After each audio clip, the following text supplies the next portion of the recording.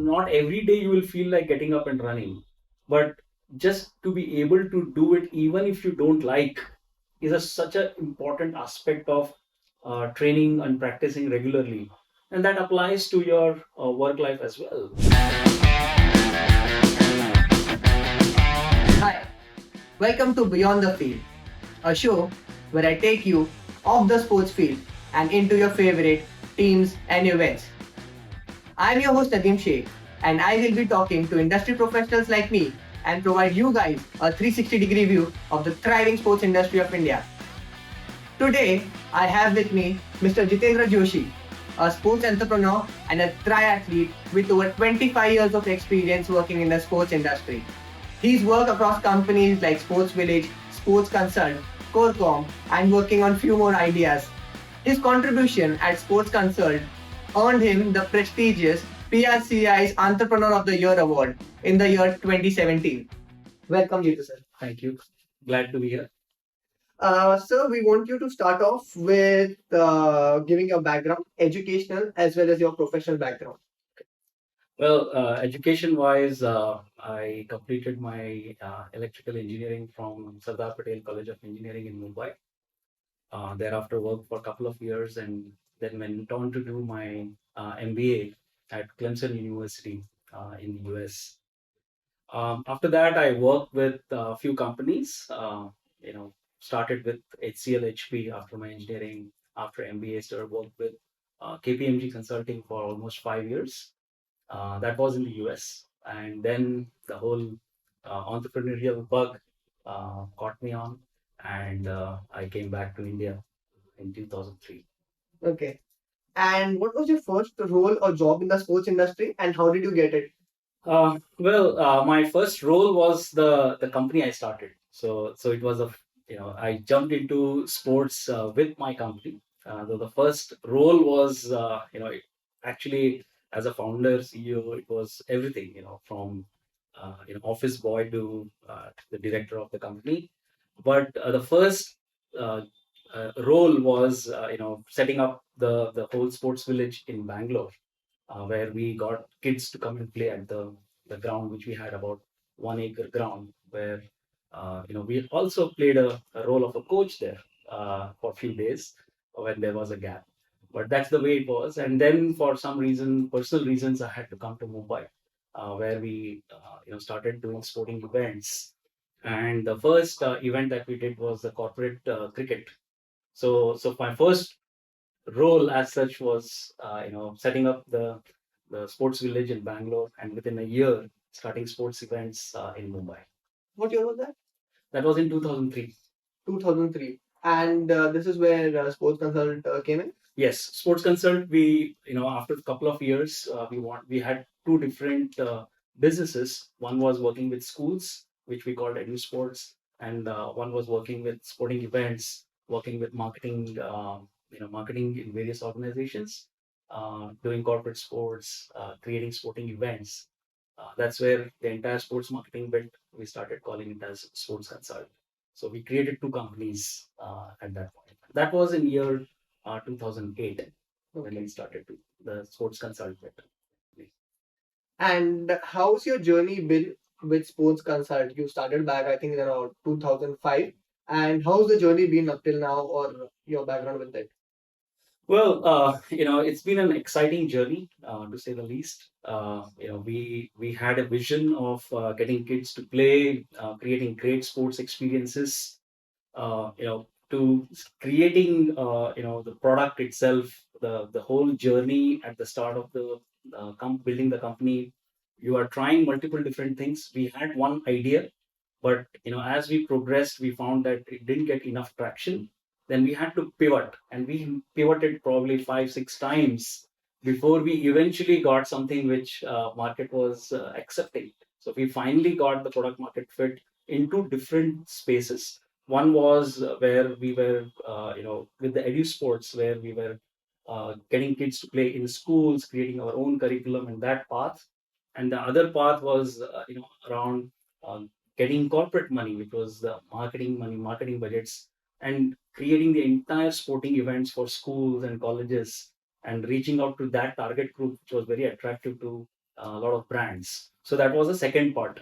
Then as we started growing with events, we started working with federations, we started working with government, and created a specific niche around creating large scale sporting events.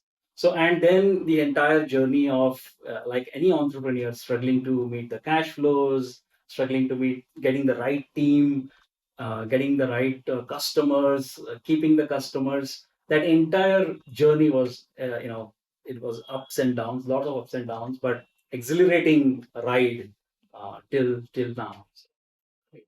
SportsConsult has been a pioneer in experiential sports marketing. What were some of the brands that you tapped and how did you execute their events? Well, some of the, we were, since we were the pioneers in the whole experiential sports marketing bit, got an opportunity to work with some of the marquee brands like CocaCola, Hero MotoCorp, NBA, Reliance Foundation Youth Sports, Tata Tea, DNA, Times of India Group. So we were these were some of the Nike, Adidas. So we created a lot of sports programs, experiential sports programs for these brands. So when we say experiential meaning, it is connecting with the brand connects with the target group authentically, right? There is so much passion involved, and since the brand gets an opportunity to engage with the customers on ground, it's very authentic. So that's the whole space around the experiential sports marketing, and we were one of the first few companies who were focusing on working with these brands, creating large scale sporting programs to meet their business objectives. It's always started with what is the brand trying to do, what is the customer trying to do, what are their business objectives, and we created the entire sporting program based on that. What is the target group, what is the brand want to do, is it trying to engage, is it trying to create a particular uh, a brand positioning for themselves. Focusing on these objectives, we built the sports programs. Now, once the brand's objectives are clear, then we go about executing like any operationally any sporting event, reaching out to the target group, be it schools, colleges, corporates, and then the entire event management takes over. So that's how we built the entire space. And since sports by nature is very positive and has positive values, lots of brands were very keen to engage with their consumers using sports as a platform. Great. You spoke about RFIS. We had Indranil sir in a previous episode, who was the vice president at Reliance Sport, Yeah. and he led that vertical. And the Sports Consult is an organization that executed that event. Correct. I wanted to talk about it more because it's a large scale event. And how did you manage and how did you execute? What was the planning like in executing that event? Well, because we had done large scale programs which involved Coca-Cola and working with All India Football Federation before this, we had reached out with Coca-Cola Cup, which was part of the All India Football Federation's under 15 tournament. We had reached out to more than 86 cities and delivered with about 4,000 schools participating in that.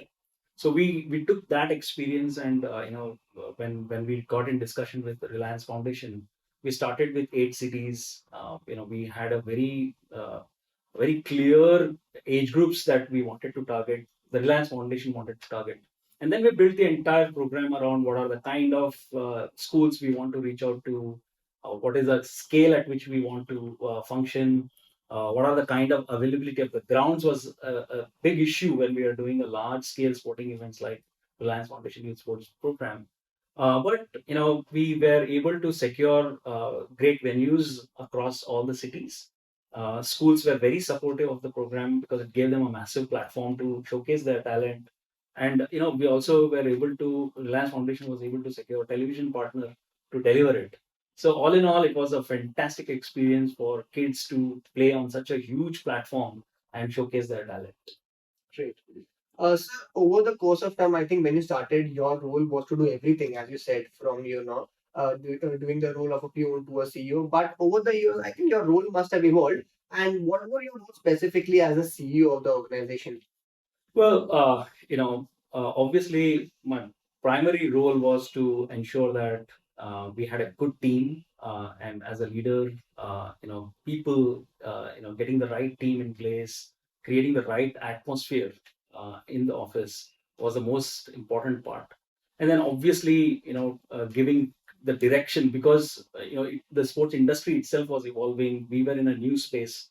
To be able to be the head of the arrow to see where the opportunities are and what is it that is aligns with the vision of the company. That was the primary role. Then obviously other roles like leading the team, ensuring that they are getting what they want to do to deliver uh, the programs that we are building. Business development was another big role that I played, and these were the two primary roles, business development, managing big clients, and making sure that we have the right team and be able to uh, get the right person for the right job. That was pretty much my role. Apart from this, on the other side, being a startup and initial years where we were not funded, so managing cash flow was one of the biggest tasks. To be able to raise funds, intermittently, to able to manage that cash flow, like any entrepreneur would, go through. I went through that for more than a decade. And I wanted to touch upon your experience raising funds because recently we've seen, sports company raising funds. We saw Sports Boot raise fund. We saw Push Sports raise fund through Shark Tank. And VCs or people who have cash, they are looking at sports as for an investment. And this is the year we are in 24. But back then, how was it raising funds? What year was it, sir? What year around? To 2015, but Hmm. broadly, to talk about what is it that investors look for when raising funds is obviously, if it is, if you're going to PE firms, then typically they would look at, you whether you have a proven business or not. Do we have the market, product market fit or not? Those are the two key things, to begin with, to be able to show that yes, you have an idea which is been accepted by the market. There is a willingness to pay for your services, and there is a scale. There is the investors would obviously want to invest in a business which has a huge potential, right? So the idea that you're bringing to the market, is there a huge market for it, and your ability to scale, is it scalable business or not? And if you have an idea which can be replicated, that's what the investors love, because then the growth is much faster. you know Investors seek ideas which have a potential to uh, you know reach to a large market at a fast scale, at a huge scale, and at a faster pace. And these are the things that investors look for. And we had to continuously tweak our business model to ensure that it was investor friendly as well. Obviously you have your own vision with the company, but you also want to make sure that in case you are looking for a large scale business, and you're wanting to attract investors, then you should have the product market fit, and the proven customers, and also ability to scale it.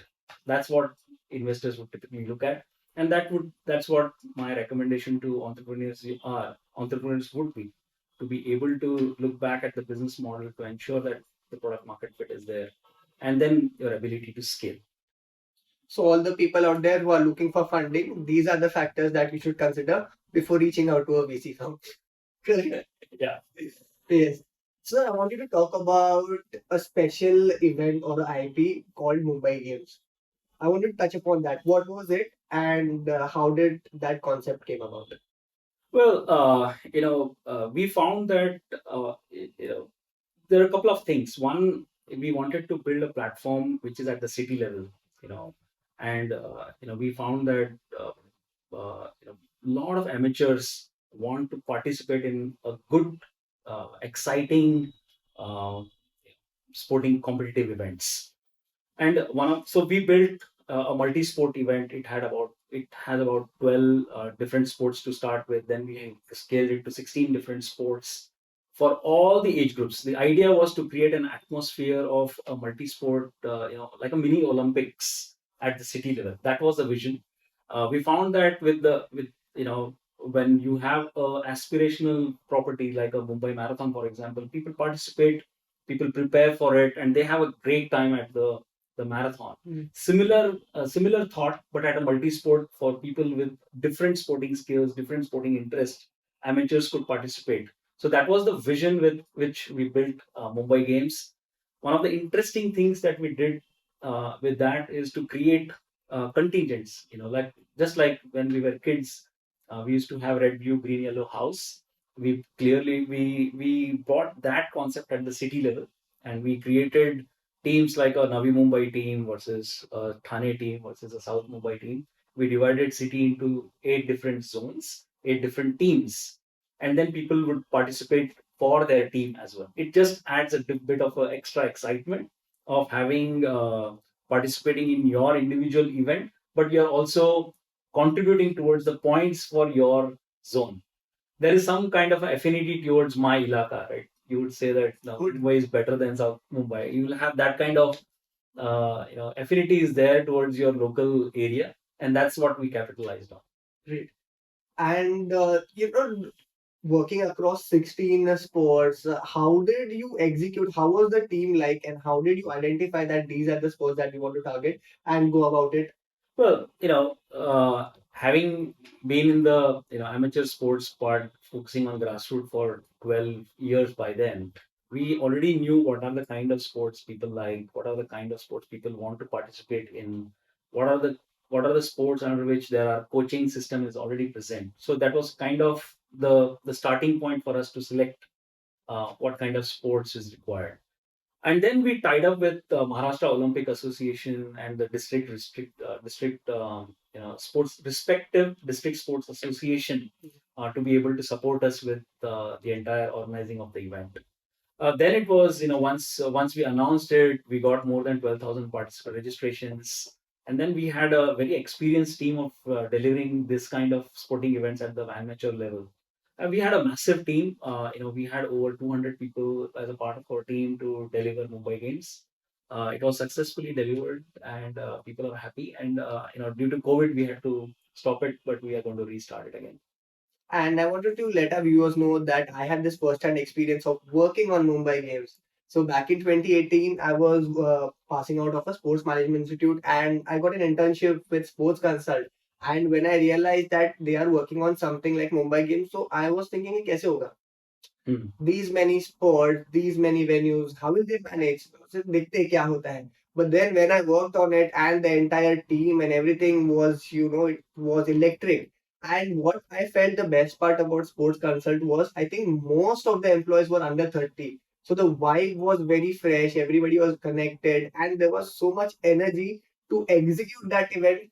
We felt like, now it is possible. And I gained a lot of experience working on it. What happens is when you work on events with such a large scale, you understand firstly scale. What is scale? You understand how to execute, what are the elements required to identify, how to close brands, how to get participants. It's like a workshop in itself. And I wanted to thank you and Sports Consult for giving me the opportunity and enhancing my experience working on the games. Thank you very much. It is like I said, team is everything. Energetic people like you make it possible. Thank you for your contribution. I still hold that email ID. Oh, really? Yeah, I still hold that email ID. I use it. I use the email ID as well. Nice. So fantastic. And I hope that now the COVID is gone, so we are excited if something like that could come up. And it's a really important thing. What happens is, sir, if you look at sporting structure, we have school sports, we have college sports, and then we have corporate level. So there's this major gap that that needs to fill. Like people who are working, they also aspire at some time to participate. Yeah. And events like this help them satisfy their ability, and it helps them recognize themselves like, yes, I've done something, I can participate, and they work on their passion and gives them a platform to execute. I have seen happy faces, people who are elderly above 50 years of age playing tennis, lawn tennis, and how happy they were after the event, irrespective of whether they won or lost. It's like very happy, and people came up to us and appreciated us on the venue. I was there with Karthik Shetty. at the tennis venue at Yeah. NSLTS. Yeah. So people came up to him, बहुत अच्छा event था, ऐसा ही करते रहो, अगले साल भी हम खेलेंगे. Yes, yes. Yeah, people Fantastic. inherently want to play, Yes. and if there is a large scale, it just adds to the whole fun element. Moving on, sir, from giving events for people to participate, you yourself is a triathlete. How did that come up from transitioning from executing an event to participating in one? How did that came about? Well, while my professional life is around organizing and managing the sports business side of sports, I have been an athlete all my life, from school days to college days. I've been athlete uh, in both football events and athletic events, and I have been participating in long distance running for quite some time. So endurance sports has been one of the sports since my college days, school days, in fact. And back then it was cross country running, and now I've been participating in marathon for past couple of decades. But this one, when thought of triathlon came, because I wanted to experience how would a life of a professional athlete be. I've been a professional on the business side, but never, and I've seen the professional athletes closely, and I always wonder what it would be like to be a professional athlete. That thought led to signing up for a triathlon. I said, if I were to sign up, if I were to do a Ironman, then it would require me to have a massive transformation from a to almost a professional athlete. You'll have to live like a professional athlete to be able to achieve that. So when I decided to embark upon that journey, so that's when I moved from the thought of doing from marathon to triathlon happens. But there were challenges, and that's exactly what I wanted. I hardly knew swimming. I was tired doing 50 meters of swimming, but the challenge was so exciting. I got a good coach, uh, uh, and who helped me to uh, you know uh, create an entire timeline and the specifics of how to go about it. And the swimming part, I took about 6 months to move from ability to swim 50 meters to ability to easily swim about 2.5 kilometers. So that everyday focus, improving your technique, the consistency with which you had to do. So it was one part. So, but swimming was one of the toughest bit among all the three sports. But also around the entire three sports, one had to be disciplined to manage your training every day. You can't overdo it. You can't do you can't miss too many days. So you had to plan your day accordingly to be able to ensure that your training is happening as per the plan. So you have to do your visit your gym couple of weeks in a week, couple of times in a week. Make sure your diet is okay. Make sure that your mobility and flexibility is there, and at the same time you're improving your performance in terms of running, cycling, and also swimming, right, which I mentioned. So doing moving from one sport to three sport, and adding the entire around it, which is the diet, flexibility, mobility, strength training.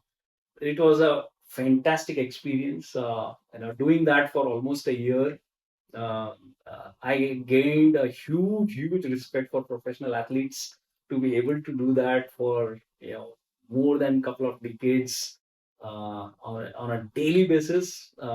Hats off to them. But I got a glimpse of it, and it is so addictive that I am hoping to continue it for the rest of my life. It's a process only. It's absolutely a Absolutely process. process. So day in, day out, you have to follow the timeline. You have to, what you missed upon telling is the rest that you require. Absolutely. Sleep. Yeah, you need to absolutely ensure that recovery is there on a daily basis, and the best recovery mechanism is the sleep part. Sleep.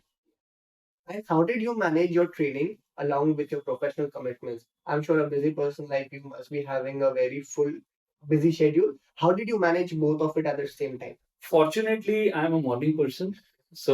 All my life, I've been waking up at 5 o'clock. Now, instead of uh, doing my other hobbies in the morning, I spent dedicated my time doing the triathlon training. So my first 3 hours in a day was were towards training for Ironman, and then rest of the day was either recovering from that or working on my this. Fortunately, my team was very helpful. They were very supportive of the entire process. In fact, they were excited, and that helped me a lot. And how did your experience working as a triathlete or doing physical or endurance event help you professionally? Well, it just reinforces some of the things that you need to succeed, in any professional life, right? Your ability to be disciplined, ensure that you learn that with consistency and time, you can learn any skill, and then I was able to give the examples to my team as well, and so that helped me in terms of managing getting new skills myself, and to be able to translate that experience to my team, and just the energy levels of training regularly was helpful in being energetic in during the office hours. Do you think it has enabled you or helped you in your decision making professionally? Definitely, yes. I mean, there are so many aspects to being an entrepreneur and being, in that role that I was playing, right? And so many things you learn from your sporting journey as well. Decision making, absolutely yes, because you are on a path which getting the right decisions is absolutely critical. And like I said, getting the entire discipline part, the motivation part, learning that you know you not every day you will feel like getting up and running, but just to be able to do it even if you don't like is such an important aspect of training and practicing regularly, and that applies to your work life as well.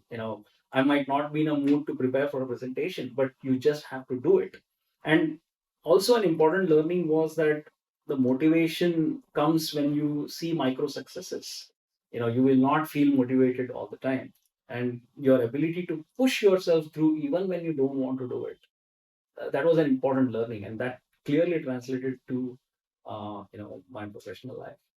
I absolutely agree with you. It is the days where you don't feel good and you go and work out, that are the days that on which you win. Yes. Because when you're feeling high and motivated, you anyways will do it. Yeah. Like in my case, I also do long distance running. So on Sundays, I used to do long runs. So eventually, I was happy doing that. But it was the days in the week where I had to hit the gym, where I had to do my smaller runs. That was the day, I had to push myself, get out of bed. Even though if I'm not feeling well, still have to do it. But once I'm done with it, it makes me happy, and it translates into the day that I'm working. Yeah. It helps me in that. But there are days where I don't work, I feel very, I feel hard on myself. Why did I do it? Yeah. And that translates into my professional life. The day also will, be on that line. So I think it helps. Yeah, mostly. absolutely. Absolutely. Yeah, you also felt something like that. There were Absolutely. days where you missed it. Oh, absolutely. I mean, of course, you don't want to miss, but there are days when you don't feel like it, but you push through. There are days in which body is telling, you can't or you should not. So I have listened to the body at times and taken a day off. Nice. Moving on, after SportsConsult, you are working with Corcom. Want to touch upon that? What is it, and what are your roles? Yeah, well, we are trying to build few properties, in Middle East.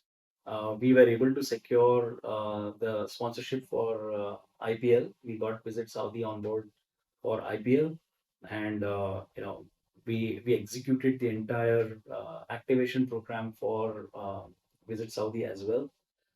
It was very successful last year, and I hope they will continue that program this year as well. But the entire experience of getting Visit Saudi brand on board with IPL, creating engagement programs, on air activations, on ground activations. We were part of the team that designed the entire piece and then executed that entire piece on ground. So it was a fantastic experience overall. Quite different from what I had done in the past. Which was mainly around amateur and on ground activations. We did a lot of programs, but this was a very different experience where it was a sponsorships securing and management at in one of the largest sporting properties of the world. What are the differences? Well, differences would be, obviously on ground it is about when we do programs like Coca-Cola Cup, Reliance Foundation Youth Sports Program. There the objectives are around engagement. It's the authentic connect on ground, which is a key factor when the brands are considering to engage with the customers using experiential sports marketing. When it comes to a huge platform like IPL, brands are looking for visibility. Because the IPL reaches so many, it is on such a huge scale. It reaches so many people with on air, right? So that is the primary brand objective, especially in case of Visit Saudi. It was the visibility that they wanted to create. Brand awareness was an important part. Reinforcement of the brand, by using such a platform. That's not So there are key objective differences, business objective differences when it comes to choosing a amateur sports program versus a on-air television-led property like an IPL. And what did they gain out of it? What was the outcome? Well, obviously, the awareness levels were very increased. About the Saudi. They wanted to display some of the new programs, new sorry. They wanted to display some of their tourist spots, and that was the kind of awareness that they were able to generate through this program. And I'm sure they must have gained a lot of traction. Yes, I'm not in a position to disclose that, but I'm sure In general, they because would have gained a lot of traction in terms of the new visitors visiting because of the awareness being created. and we've read across media portals that people are more open to visiting Saudi Arabia, Middle Eastern region after the exposure and everything. I think that would have been their objective. I think they have ticked the box. Yes. And moving on, sir, what do you think are the key initiatives that needs to be taken in order to make India a sporty nation? Okay, so sporty nation, let's first define what is sporty nation, right? We might win gold medals, but that doesn't necessarily mean we are that. For example, we won medals in shooting, but we are not we are not a shooting nation, right? Shooting is not our primary sport or biggest sport.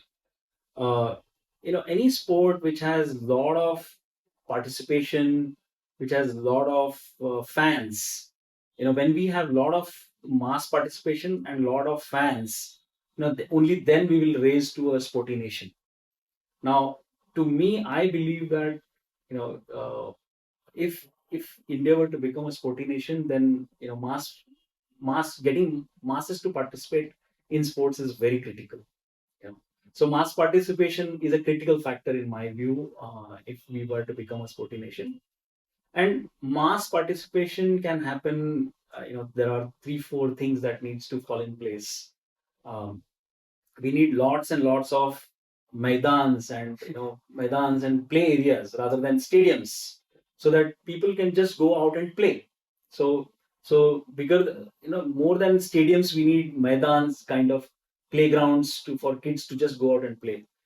Proximity of that is very important. You can't have a kid going for 10 kilometers, right? It has to be within a kilometer. A lot of maidans should be there for kids to go out and play. So that's one. So places for play is important. The time that a kid gets to play is very critical. Just one PT period is not enough. Maybe we should have more. They should have time, and it will require a lot of parents' involvement as well to ensure that they get a larger time to play. So place, time, then a lot of competitions are required. Because only when kid plays competitively is when he increases, the interest increases, and therefore it's a cyclical effect that they will play more, compete more, get better at it, or want to get better at it. So competitions, you can't have one competition. If I'm let's say a football player, and if I have only one tournament to play in a year, that's not going to suffice. You need to have competitions that are going on for at least 7 to 8 months in a year, where you get to play in multiple tournaments and multiple competitive games. So that's when the whole interest around improving and playing more happens. Then another factor which I believe is also having coaches at the grassroots level. you know you can't have only at the top level. Of course, top level leagues are important, because they create heroes and that inspires youngsters to play. But coaches at the grassroots level is absolutely critical, because then the kid, when they improve, they learn the technique, right? Technique is everything, and especially with the triathlon training, I found that swimming, technique is important. So the coaches at that grassroots level, if they are able to instill the right technique at the right age, the chances are that more kids will play more and enjoy more and play right. So if so, that's why, and all these are critical pillars for mass participation and therefore becoming a sporting nation. And if we are able to do that across multiple sports, I think we will eventually become a sporting nation. Do you think we are going in that direction? I think yes. I think a lot of parents are now realize the importance of sports, and kids are enjoying whenever the new construction that is happening. We see a lot of focus being given to sports as well. So yeah, it's not as fast as I would have liked it to, but at least it's moving in the right direction for sure. And government is also doing a lot of programs to ensure that masses are playing, and sports is becoming a lifestyle for us Indians. And what are the trends that you have seen in emerging markets? Well, yeah, definitely people are a lot more aware of wellness, and being fit. Fitness is something which I think is growing across India, across even tier 2, tier 3 cities. There is a lot of emphasis on fitness, and therefore you're seeing the fallout of that is you're seeing a lot of running events happening now. Every city pretty much boasts of multiple marathons. People are running. People are wanting to make sport as a part of their lifestyle, and we're seeing that in tier 2, tier 3 cities as well. So it's very encouraging to see that the sports is seeping down, and a lot more mass participation is happening across the tier 2, tier 3 cities as well. Also, sir, what one trend that I've observed is it is important to create idols. So yeah. What I have seen is we've grown up watching Sachin Tendulkar. He's the person that has led the entire generation of cricketers. Now they are performing at that level. I think we are seeing that trends across sport. We have Neeraj Chopra, we have Rohan Bopanna.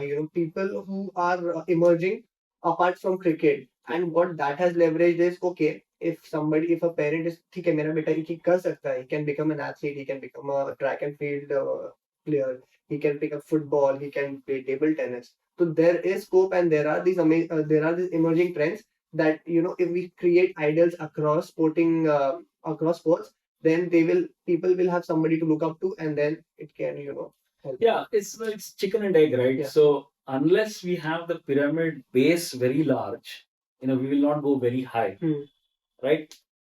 If you look at cricket, what happened in 70s, 80s, it was masses participated, and there were so many people playing cricket that today we are able to create someone like Sachin Tendulkar. So the more participation base increases, I think we will have a lot more sporting heroes at the top. Take the example of badminton. We have so many good players coming up, and then on the top we have someone like Gopichand, who is creating massive sports heroes for us. So yeah, so we need heroes to get a lot of kids to take up the sport, but at the same time, I believe stuff that I mentioned in terms of mass participation if we are able to do that at the grassroots level, and that's where communities, schools, parents play a huge role in ensuring that we have a wider base when it comes to a lot of kids participating in sports. And I completely agree with you on this grassroots thing. I think previously on our other episodes also we have spoken on this point that grassroots is the sector to disrupt, because I think at the top level we have seen what output we can get, but I think it's working on the bottom of the pyramid, creating a pipeline of players and athletes. I think that is the thing that we should work on, and there is this massive scope that people can, even organization can come in place, and they can execute and get something out of it. Yeah, because for the at the top level, for the leagues to sustain, we need fan base, and the fans will come only if they have. Chances are, if I have played that sport, I'll be a fan. Some organization had done a research where they said that there is a 68% chance of you becoming a fan of that sport if you have played that sport as a child. Okay. So imagine that kind of conversion. If I have played a sport, so the huge number of people playing, then suddenly you have fan base. Then people will go out to the stadium and watch. They will follow on television. Otherwise, the leagues will not be able to sustain themselves. It will just be a spiral downwards. So to ensure that we have currently we are investing in those leagues. It has not yet become profitable. A lot of leagues, apart from one or two, the rest of them are still struggling in terms of becoming profitable because the fan base is just not there. Hopefully, as the mass participation increases, the fan base will increase, and then it will be a self-sustaining thing at the top. So, sir, I wanted to touch upon what are the leadership lessons you've learned across your experience. Well, being a sports company, a lot of my leadership lessons have been through sport and also through this entire journey. Of course, the primary one comes is the team. You want to make sure that you are taking care of your team. You are helping and you are enjoying their success. You are helping them grow. Making sure that their individual goals are aligned with what the company goals are. It's vice versa, but also making sure that you are working with each individual in the team. Right from the top manager to the lowest ranked person in the organization, to ensure that his aspirations, his goals are aligned with what company is trying to do. That's the number one thing. To make sure that creating an atmosphere in the office which is lively, fun, because there's already a tremendous stress doing an event or doing a meeting a customer's needs outside of the office. You don't want the pressure and the stress to be inside of the office too. To ensure that have that great atmosphere within the organization. That's one of the key roles of the leader, is what I learned, and I try to implement that in our companies. And that was the one part.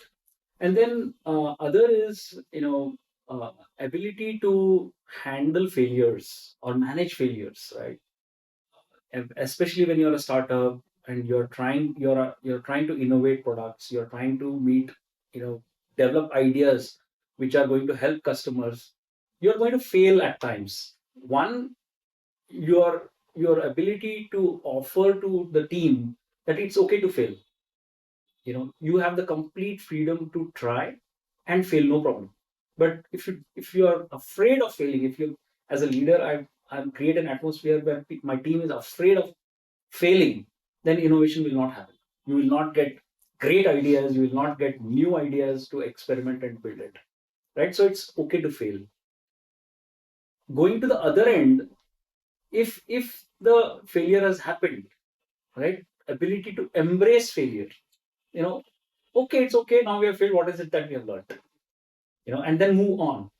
So those are the second that is the second important thing that I uh, learned with both my sports and through sports and being in the leadership position in the company.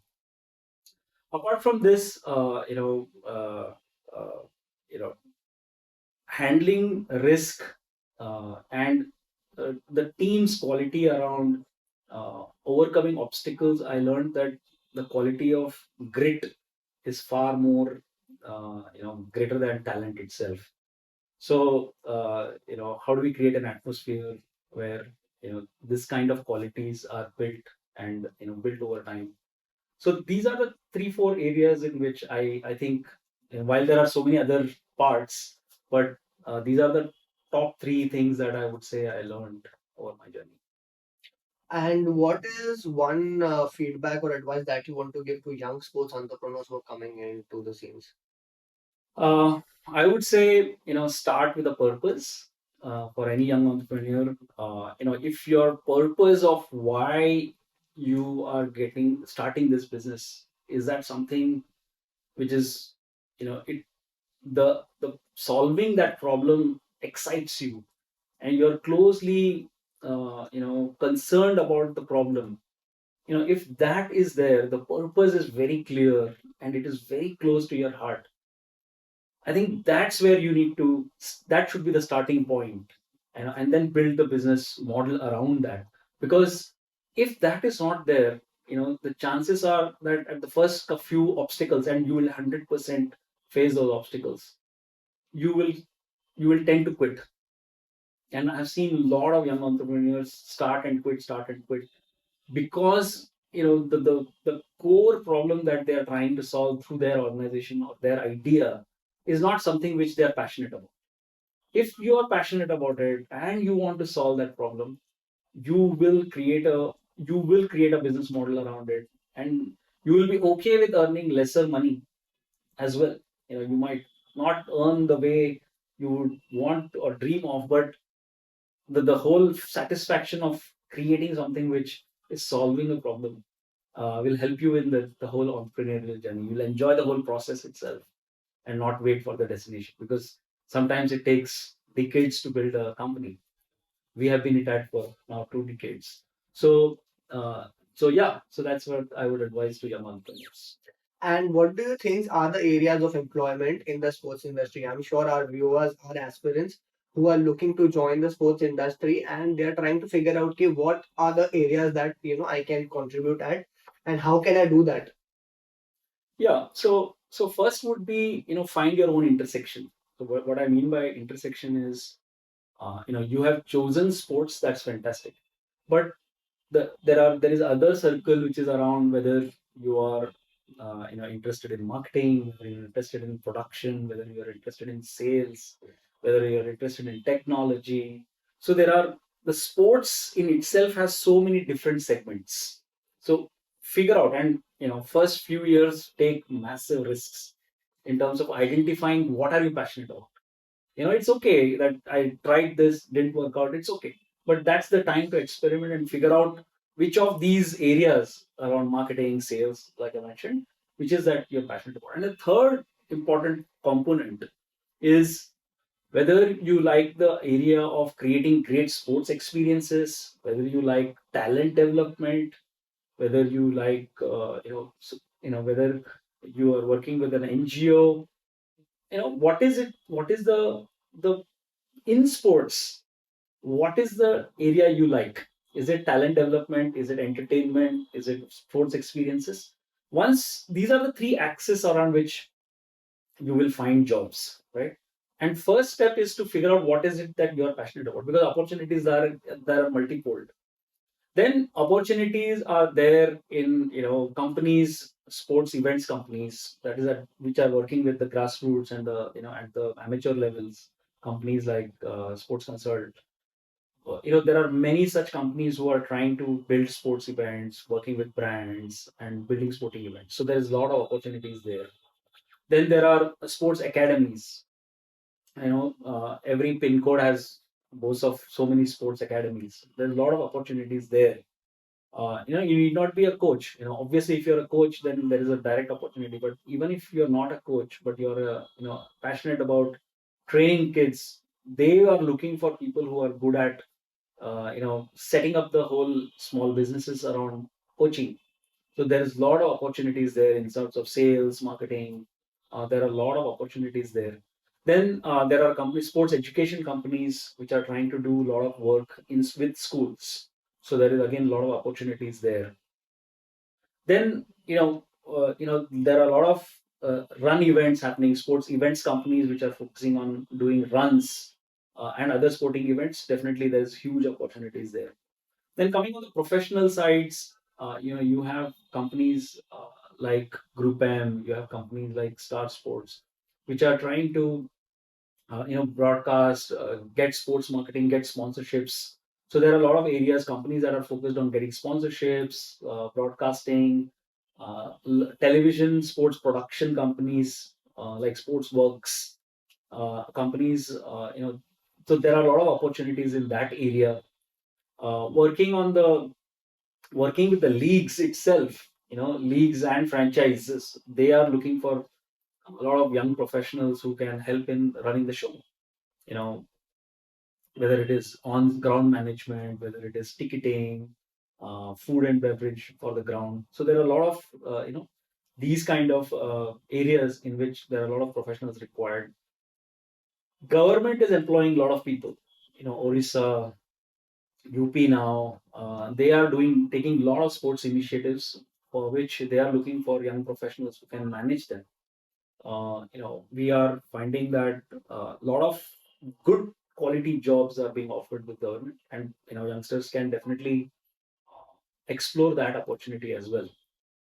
So these are the broad areas in which opportunities are there. Currently, you know, India is at about 1.1 or around that number percent of GDP is being spent on sports.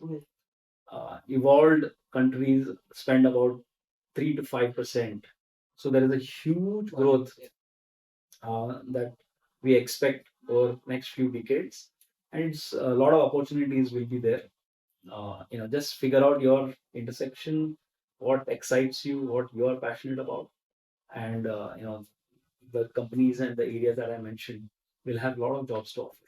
Right? Fantastic. So, what do you think is the difference in sports in India when it comes to cricket versus rest of the sports?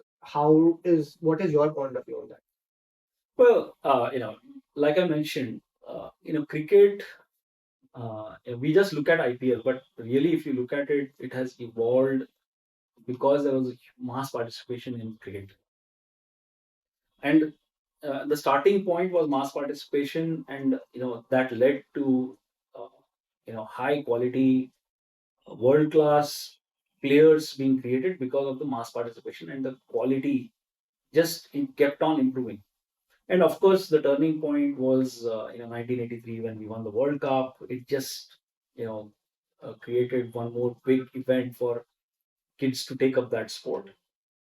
And since it has grown leaps and bounds, and the federation, the BCCI, has done phenomenally when in terms of creating the structure and a pathway for any young kid to go all the way to the top. And then there are opportunities along the way. you know IPL is just a recent 2008 it started. It's a recent thing, but it has just given one more huge platform for young cricketers to as to see that there are a lot of more opportunities now as opposed to one Indian cricket team. So so my view is that there was a lot of hard work being done to get more and more people to play. Coaches were there, a lot of competition was there, you know grounds were available for kids to play cricket, you know and because all this happened, mass participation happened, lot of players played, lot of fans were created, and therefore the league at the top also benefited from the huge fan base for cricket. Now now we need a similar thing in other sports as well. We need fans, we need high quality players for any sport to succeed, and it can happen through what I just mentioned. And my belief is that mass participation is the way to go there as well. And if we are able to do that, and it's easier said than done. It will take huge investment, huge vision, and the custodians of the sport, the respective sports association, to lay down that vision and get get the the whole ecosystem to support that. We are seeing that happening partly in a few other sports already. Kabaddi, it's happening. We are seeing that it's been propagated in schools now. High-end schools also have a team now, and slowly that's happening, and that's mass participation is being done at all types of cities when it comes to kabaddi. Similarly, badminton, it's happening. So other sports are doing it, and I'm sure over a period of time that will reach to, if not cricket level, at least some level where the leagues are profitable. But what we need to do is work towards making the pie bigger so that others can also get accommodated in that. Absolutely, yes. Okay, so we've covered all the serious and questions that we need to focus on. Now we take a step back, and I want to touch upon your lighter moments. I think across your experience, there are incidents or cases which are on a lighter note, on a funnier note. Do you want to share that? Okay, couple of them come to mind. One is way back in 2003 when I came back from US to start the sports company, and we were my mother and my father were really upset कि क्या कर रहा है बंदा, so ये सब करके now he's coming back to start a company in sports. And then I was trying to explain my mother, what all we are trying to do in terms of helping kids to learn sport and all that stuff. So my mother, being a teacher, once one of the uncles came, my mother was trying to explain to him what he's trying to do. हाँ कुछ तो कर रहा है, coach है ऐसा बोला. So he was like, okay. And then I tried to explain to him. And that time sports was nothing, right? I mean, 2003, it was not as huge as it is today. And especially career in sports. So he just listened to me patiently and then patted on my back and say, "Beta, ये सब तो ठीक है, full time क्या करते हो?" Then no, uncle, this is my full time job. So yeah, so it has come a long way from what it was in 2003. Another thing, very recently, we were organizing a run, and we were going out to get sponsorships and all that stuff. So it was for the run. We had approached one of the local hotel brand, and we said run ho raha hai and all that stuff. तो तुमको क्या चाहिए? बोला ऐसा कि we are offering beverages and all that stuff. So कितने runners? बोला 1000. तुमको क्या चाहिए? बोला sir 1200 boxes should be good. And then then we said okay, yeah, done. We were so happy. Food is done. This is done. That stuff. Then we just 1 day before the event, 2 days before the event, we just wanted to confirm. So I called him up and I asked him, sir, box के अंदर क्या क्या होगा, खाने के लिए, what are the things you are going to provide. It was like, अरे हमारी बात तो 1200 बॉक्सेस की हुई थी, उसके अंदर खाना भी चाहिए. So like my heart sank. Oh God, no, it's when I say 1200 boxes, I meant that you will give some kind of refreshment to each others. Okay, मैं कुछ करता हूँ. He eventually gave us, but at that point it was my heart sank thinking that why would he think that we are wanting only empty boxes? So yeah, funny incident. And the first problem of yours still exists with me. Even my parents right now, when somebody asks क्या कर रहा है, sports में कुछ तो कर रहा है, खिलाता है, हाँ वही करता है. My parents, both my mom and dad, are still, they cannot conceive the fact that there is an entire vertical called sports industry and I'm contributing there. उनका तो same है because the concepts are not there and people also are figuring out what is sport. So when you say कि sports में कुछ करना, अच्छा coach है, coach है, अच्छा coach है, नहीं, then we have to take a 5 minute gap, explain कि this is what I'm doing. अच्छा ठीक है. Nice. Yeah. Sir, we move on to the final round, which is the rapid fire round. Are you ready for it? Okay, let's go. One word to describe your journey in the sports industry. Exciting. What is your favorite sports documentary? Last Dance. Nice. Even in the name serves read that. Your go-to sports app or website for the latest updates? Mainly Cricinfo. Otherwise, for other sports general websites. One book that has had a significant impact on your professional life? Lee Iacocca. Okay. If you could switch careers for a day, what would you choose? For one day, Yeah. I would become a professional sports person. Okay, that you are now.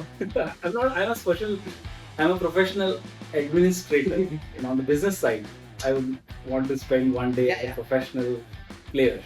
Okay. What's your proudest professional achievement so far?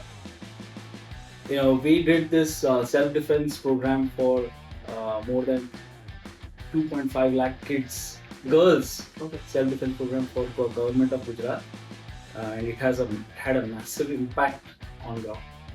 So that's one of the proudest achievements for sure. And obviously, creating an organization which is getting more and more kids to play.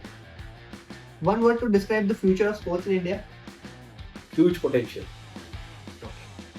If you could have dinner with any sports industry figure, living or dead, who would it be and why? Kobe Bryant. Yes, I want to get into his mentality to know more. What's the most memorable sporting event you've attended in person? 2011 World Cup final. Yeah, nice. Also, you could have said the last year the presentation ceremony one. No? There I was just giving an award, but here I was watching India win. Yeah. You can't beat that. Nothing can beat that. What's your favorite sports-related book? Why would you recommend it? Book by Gopichand, his life autobiography. So many things to learn from his life journey. I would highly recommend it to everyone.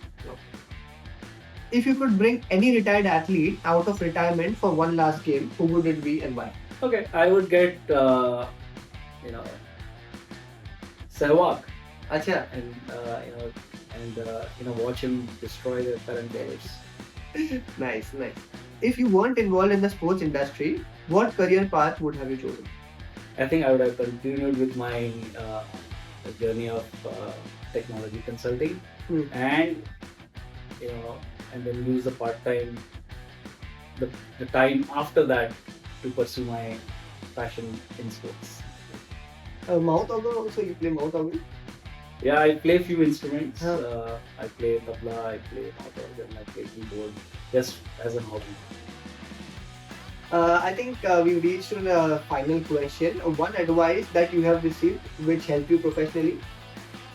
One advice was, I think I mentioned also that whatever you're starting, think about the purpose, why you're doing it, the purpose behind it. If that is strong, it will help you sail through the ups and downs of that journey. And it could be for anything. It could be for starting a company, taking up a new initiative, you're pursuing your hobby. If the purpose is clear, then your ability to handle the ups and downs and enjoying the journey itself would be very nice. So that's one advice that I received, which I love. And one advice you want to give to somebody who's coming up? I would say don't wait for the motivation. Just act on it, and the micro successes that happens on a daily basis every time you act on whatever you are pursuing, that itself will become a motivation. That's how the motivation works. I have learned it very late in life, but that's what I would advise to any young guys. Great. I think it has been an amazing time doing this episode. We had you touching upon your experience with SportsConsult, Corcom, and other potential aspects in which sports can grow. I think we've covered the sports industry as a whole, and we've come to an end. That is it from our side. Hit the like button and the subscribe button, and keep watching Beyond the Field. Thank you.